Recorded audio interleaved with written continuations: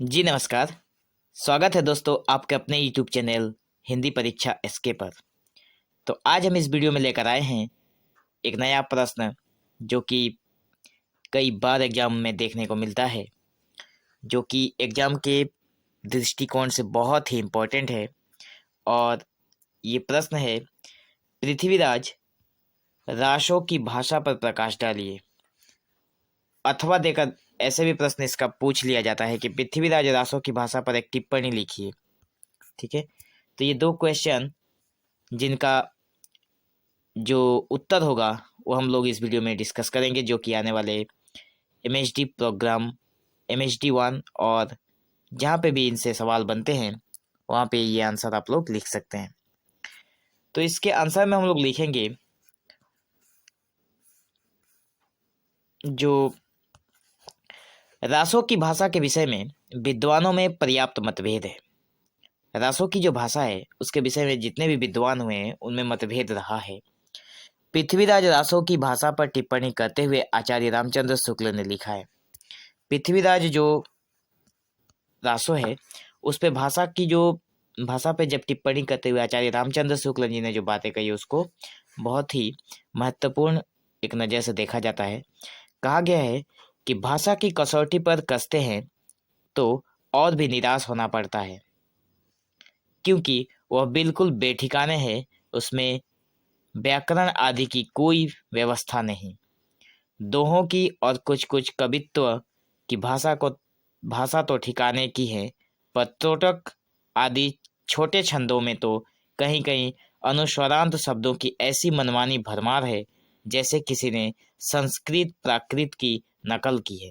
और ये बातें इन्होंने कही है, कोटेशन में दिया गया है। और ये बातें उन्होंने अपने हिंदी साहित्य का इतिहास जो पुस्तक लिखा है उसमें इन्होंने कहा है पृथ्वीराज रासो के भाषा के बारे में, कि इनका कहना है कि कहीं कहीं पर वो जो पृथ्वीराज रासो की जो भाषा है।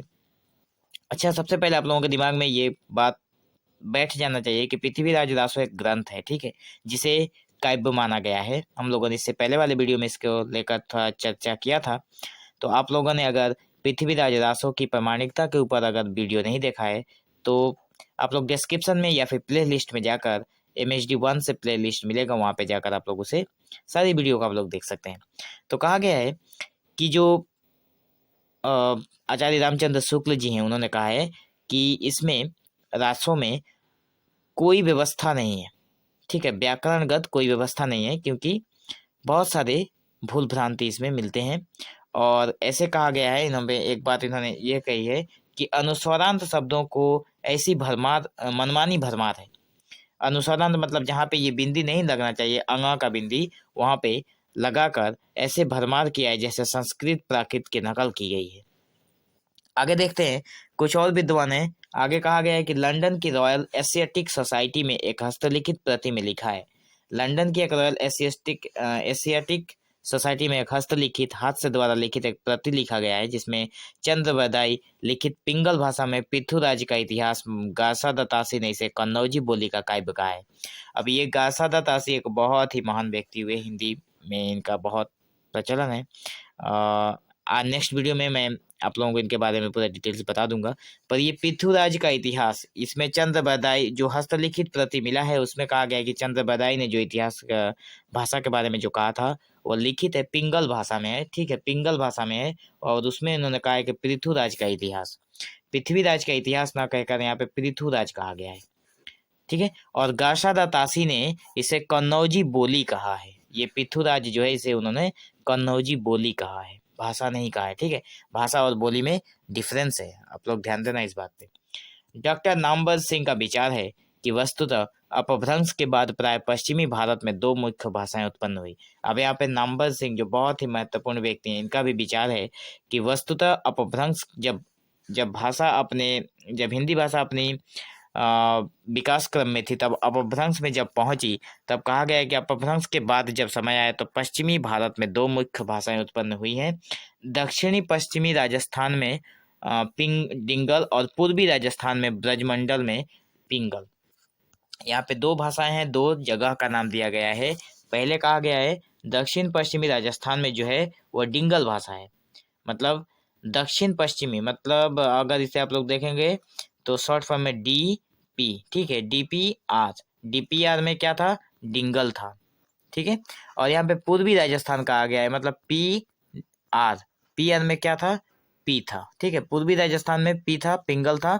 और DPR मतलब दक्षिण पश्चिम राजस्थान में D था। तो D से स्टार्ट है तो D है, और P से स्टार्ट है तो P है, ठीक है। ये हो गया एक शॉर्ट ट्रिक आप लोगों को याद रखने का।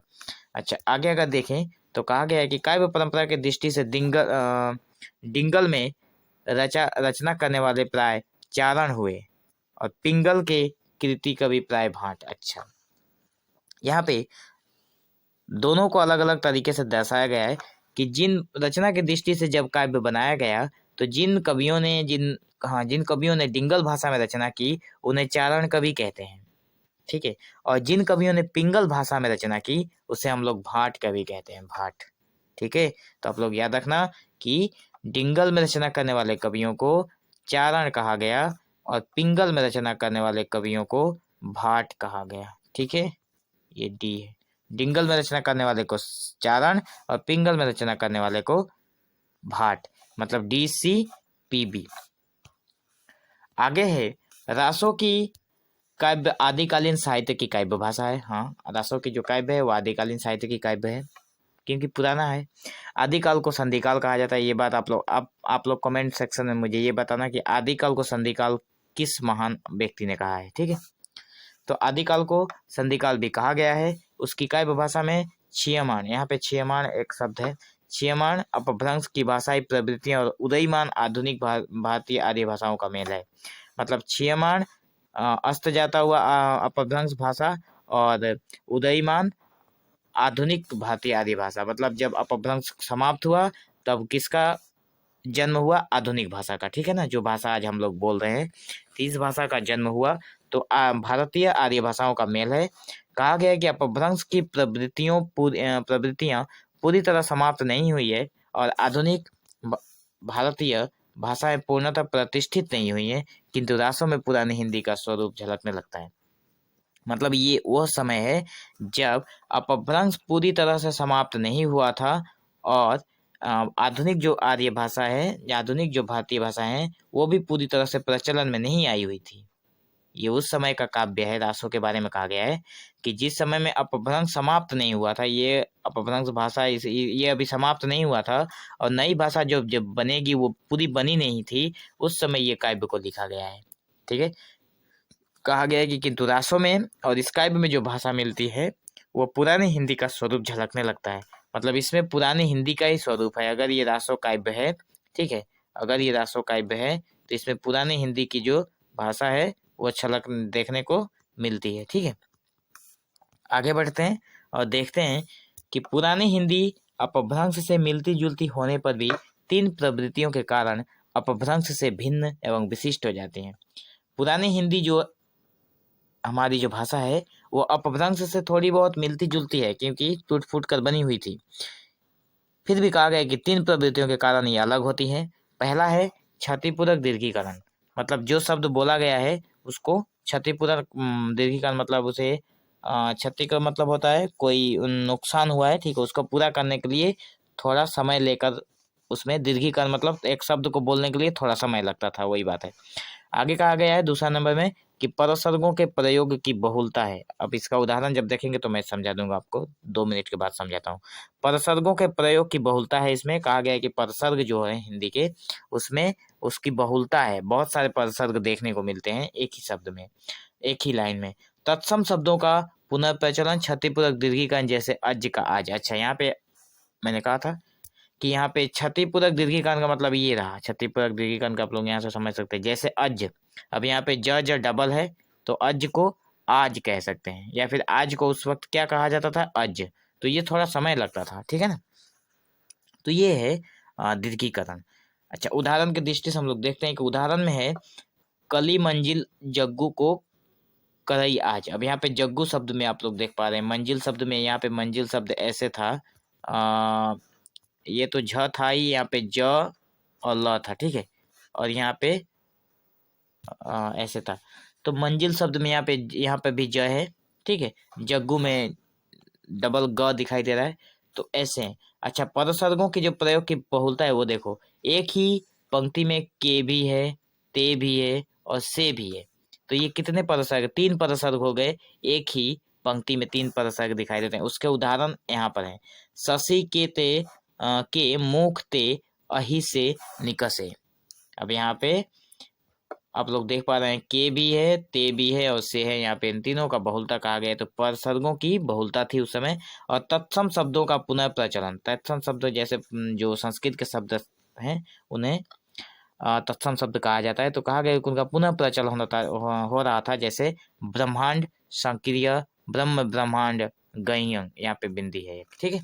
तो आगे देखें तो कहा गया है कि पृथ्वीराज रासो की भाषा में अपभ्रंश और पुरानी हिंदी दोनों की भाषाई प्रवृत्तियां का मेल है। अब यहाँ पे ये बात आप लोग अच्छे से अपने नोट में लिख सकते हैं कि पृथ्वीराज रासो की जो भाषा है उसमें अपभ्रंश पुरानी हिंदी दोनों का भाषाई प्रवृत्ति है। सिर्फ अपभ्रंश नहीं है और सिर्फ पुरानी हिंदी नहीं है, दोनों में दोनों का मेल है, पुरानी हिंदी और अपभ्रंश का भी।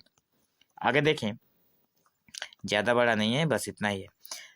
तो आगे कहा गया है कि रासो में शब्दों की बहुविधि प्रयोग है, जैसे धर्म को धम्म भी हो सकता है और धम्म भी, ठीक है। धर्म को धम्म भी कहा गया है रासों में, मतलब उच्चारण की दृष्टि से रासों में जब पृथ्वीराज रासो पढ़ेंगे तो आप लोगों के ये सारे शब्द वहां पे दिखाई देंगे। ये बहुत कुछ तो कपि के ओर से चली ओर से ली जाने वाली छूट है, मतलब यहाँ कपि नहीं है, कवि है, ठीक है। यहाँ पे बहुत सारी ऐसी चीजें हैं जो कवि की अपनी अपनी ओर से लगा देते हैं, ठीक है। कवि लोग जो होते हैं, कवि की अपनी ओर से ले जाने वाली छूट है। कभी कहीं पे भी कोई शब्द लगा देता है, इस छूट की भी परंपरा है, लेकिन इस छूट की भी एक परंपरा रही है। तुलसीदास जैसे कवि भी ललित ललाट पर लिखते हैं कि काशी मृग सुरसरी क्रमनाशा। अब यहाँ पे देखो आप लोग, क्रमनाशा जो शब्द लिखा हुआ है, अब यहाँ पे क्रमनाशा, यहाँ पे कर्मनाशा लिखा हुआ है, ठीक है ना।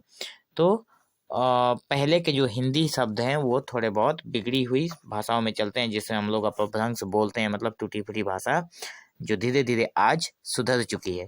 तो दूसरा है, जैसे कि बिम्स ने अनुमान किया है कि यह भाषा की संक्रमणकालीन स्थिति का भी प्रभाव हो सकता है। तो यहाँ पे विम्स ने कहा है कि भाषा के संक्रमणकालीन स्थिति कहा गया है कि भाषा जब सुधर रही थी, पूरी तरह से सुधरी हुई नहीं थी और पूरी तरह से बिगड़ी भी नहीं थी, उसी समय की यह संक्रमणकाली भाषा हो सकती है। अनुस्वार लगाकर शब्दों को तो रोकने की प्रवृत्ति पद प्रकार के लिए है, किंतु इतनी अधिकता कभी चीन और कभी मनोरंजन उत्पन्न कराती है। यहाँ पर एक चीज और देखने लायक है, यहाँ पे कहा गया है कि अनुस्वार लगाकर जो शब्द की रचना की जाती है, ठीक है, तो उन शब्दों में कहीं पे भी मनोरंजन भी उत्पन्न करती है और कहीं पर भी, तो कहीं पर ये चीन कहा गया है यहाँ पे, ठीक है। एक मिनट थोड़ा देख लेते हैं इन चीन शब्द को।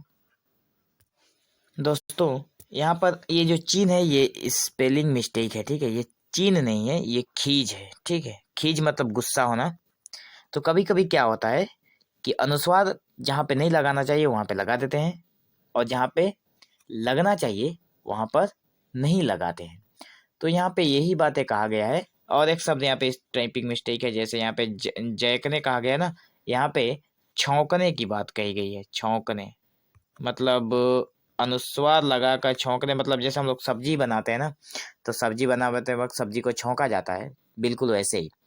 तो यहाँ पे कहा गया है कि अनुस्वार लगाकर शब्दों को छौंकने की प्रवृत्ति पद झंकार के लिए है, किंतु इतनी अधिकता कभी खींच और कभी मनोरंजन उत्पन्न करती है। तो ये बातें यहाँ पे कभी कभी गुस्सा भी दिलाती है कि जहाँ पे अनुस्वार नहीं लगना चाहिए वहां पे लगा देते हैं, जहाँ पे नहीं लगना चाहिए वहां पे नहीं लगाते हैं। तो पृथ्वीराज रासो में छद्मानुरोध से लघु को गुरु, ठीक है, लघु को गुरु और गुरु को लघु बनाने की प्रवृत्ति है, जैसे कमलानु को कमलानु और आहार को आहार। अनुस्वार की अधिकता की ही तरह व्यंजन को तदित बनाने की प्रवृत्ति दिखलाई पड़ती है। यहाँ पे एक्चुअली ये तीनों लाइन, ठीक है, ये तीनों लाइन जो है यहाँ पे गैप, ये वाला गैप नहीं होना चाहिए था, तीनों एक साथ रहता, ठीक है। ये थोड़ा इधर उधर हो गया पीडीएफ क्रिएट करते वक्त। तो ये सब एक साथ है। तो कहा गया है कि कभी कभी छंद की जगह से कभी कभी यहाँ पे लघु को गुरु, गुरु को लघु बना दिया जाता है। कमलनु शब्द को कमलानु और आहार शब्द को अहर कर दिया जाता है। ठीक है, आगे देखें तो कहा गया जैसे विचित्तया, जैसे गज्जन। ठीक है, विचित्तया गज्जन, ये दो शब्द आप लोग देख पा रहे हैं। तो और है आगे अगर देखें हम लोग तो मिलेगा। तो कहा गया है कि स्वयं गठन की दृष्टि से सर्वाधिक उल्लेखनीय बात लुप्त। यहाँ पर एक शब्द और है, ये रूप गठन है। ठीक है, रूप गठन है। तो कहा गया है कि रूप गठन की दृष्टि से, जब हम लोग रूप गठन की दृष्टि से देखें तो सर्वाधिक उल्लेखनीय जो बात है वो लुप्त विभक्तिक पदों का प्रयोग है। ले सब दासी सुजान, यहाँ पर ले सब दासी सुजान जो शब्द दिया गया है, कहा गया है कि सभी सुजान दासियों को लेकर पृथ्वीराज रासों के शब्द समूह में सर्वाधिक संख्या तद्भव शब्दों की है। तद्भव शब्द पृथ्वीराज रासों में ज्यादातर व्यवहार में लाए गए हैं। इसके पश्चात संस्कृत और फिर फारसी आदि के शब्दों की। ठीक है, तो संस्कृत भी है, तद्भव भी है और फारसी शब्द है।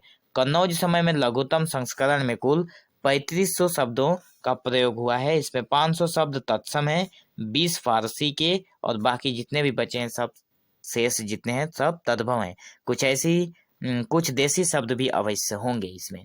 तो 3500 इसमें शब्द लगे हैं, जिसमें 500 तत्सम के हैं, 20 फारसी के हैं, बाकी जितने भी बच गए हैं वो सभी के सभी तद्भव के शब्द हैं। इसका मतलब तद्भव के जो शब्द है उसकी मात्रा ज्यादा लगी है।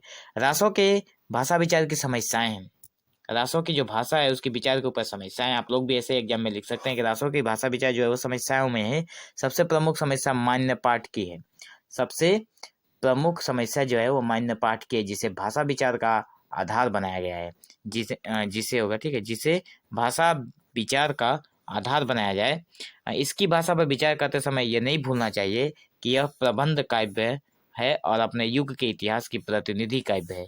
अब ये पृथ्वीराज रासो जो अपने एक प्रबंध काव्य है और अपने युग के इतिहास का ये प्रतिनिधि काव्य है। इसमें विविध क्षेत्रों के पात्र हैं, उनकी चरित्रगत विशेषताएं हैं। फिर भाषा की विविध स्तरीयता स्वाभाविक है। यह विविध स्तरीय रासों के महत्व को बढ़ाती है, घटाती नहीं। मतलब कहा गया है कि पृथ्वीराज रासो जो ग्रंथ है वो, या फिर अगर काव्य कहा जाए तो ये एक प्रबंध काव्य है और अपने युग का बहुत ही प्रतिष्ठित काव्य है, क्योंकि इसमें अलग अलग क्षेत्र के अलग अलग लोग, इसमें अलग अलग पात्र हैं और जहाँ पे अलग अलग क्षेत्र के लोग रहेंगे वहाँ पे अलग अलग तरह की भाषाओं का व्यवहार होना स्वाभाविक है। तो कहा गया है कि यह अपने विविध स्तरीयता, मतलब उसके समय समय पर, मतलब उसमें जो अलग अलग दिशा से जो लोग आए हुए हैं उनके भाषाओं की जो विभिन्नता है उसके कारण उसके महत्व को वो घटाती नहीं है। ठीक है, उसके महत्व को पृथ्वीराज रासों का महत्व इन विविधता के कारण घटता नहीं है बल्कि और भी बढ़ जाता है कि उसमें चारों तरफ से लोग आए हैं, अपनी योगदान सबने दिया है उसमें। ठीक है, तो भाषा की विभिन्नता तो रहेगी पर उसका महत्व घटता नहीं है बल्कि और बढ़ जाता है। तो ये रहा एक छोटा सा वीडियो पृथ्वीराज रासो की भाषा के बारे में, जो कि डिस्कशन करते वक्त बहुत थोड़ा लंबा हो गया है, पर अगर आप लोग अच्छे से समझेंगे तो आने वाले आप लोगों के एग्जाम के लिए बहुत ही महत्वपूर्ण है। सो बने रहिए इसी तरह के इंटरेस्टिंग वीडियो पाने के लिए। So thank you for watching this video. Have an awesome day.